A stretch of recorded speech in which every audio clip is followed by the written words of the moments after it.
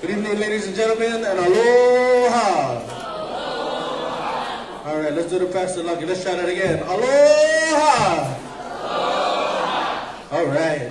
My name is Ezekiel Kalua. I'm the Executive Director for the West Maui Taxpayers Association, and I want to welcome you formally to the 46th Annual Meeting of the West Maui Taxpayers Association.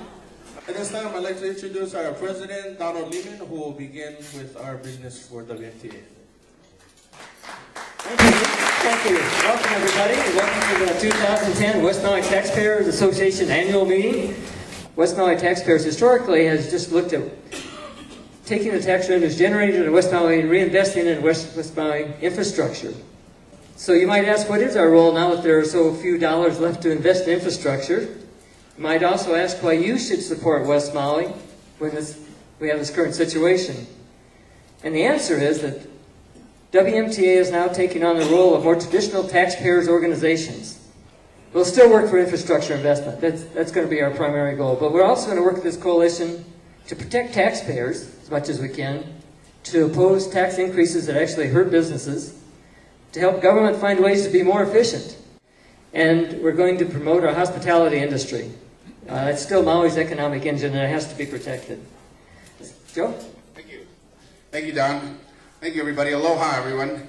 It's nice to see so many familiar faces over the years. I've been, for about 30 years, standing up here and seeing everybody saying hello. And 46 years, I guess before that, 30 years ago, it was the Honokawai Napili Kapalua Taxpayers Union. My job was to increase membership, so I said I had to change the name because people couldn't even pronounce Honokawai Napili Kapalua Taxpayers Union. So I said, how about West Maui Taxpayers Union? He said, okay, all right. So that's what it's been for the last 30 years. West Maui Taxpayers exists solely on volunteer contributions. We only are alive thanks to voluntary donations. We don't get any grants or charters or subsidies from anybody. So it's only voluntary donations from members of the community like yourselves. But you've kept us alive all those 40-some years, so thank you very, very much.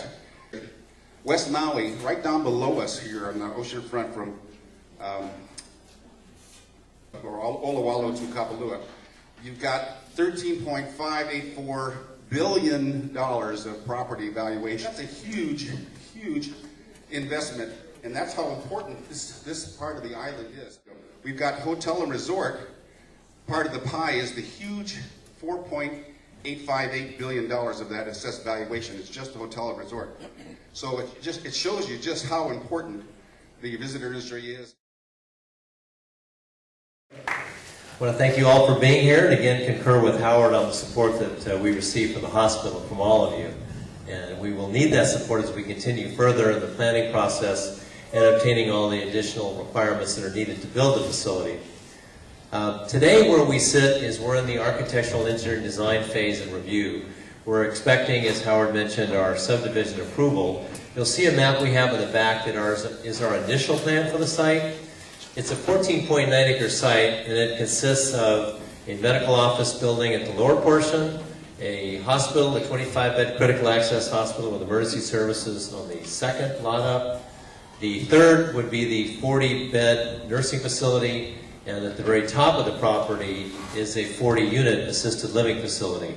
On the corner toward the top would be what we would hope at some point would be a drug and alcohol treatment facility, which at this stage is in the future.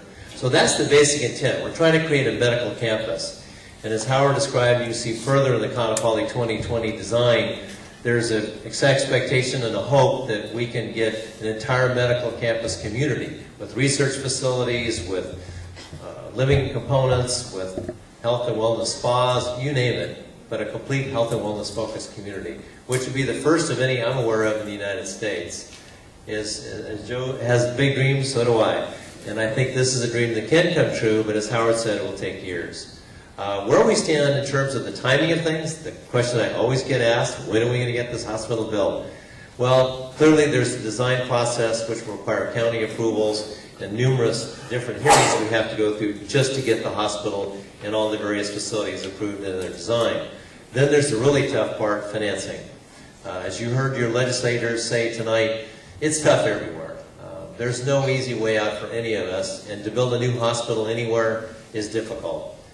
We will be looking at different alternatives. We'll be looking at government financing, private financing. I'll probably be looking at working with different operators who have sources of funds and capabilities of financing a hospital and what we're doing here on site. So that will all be occurring this year. So my hope is by the end of the year we will have all of these things in place and we'll start construction in the first part of next year, 2011.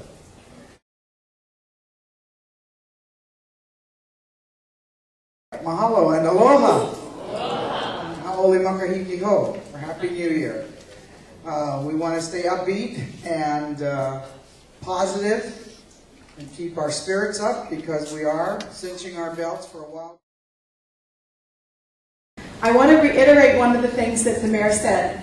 The Senate delegation for Maui are 100% opposed to taking the TAT from the counties. As the mayor said, all the easy answers have been tried. Every dollar that we spend that comes into this community, it has a face attached to it. It has a face that is either one of hunger or suffering or, somebody can't get to their job. All of the things that make the community that we live in so great and make our island so wonderful, those support services are critical.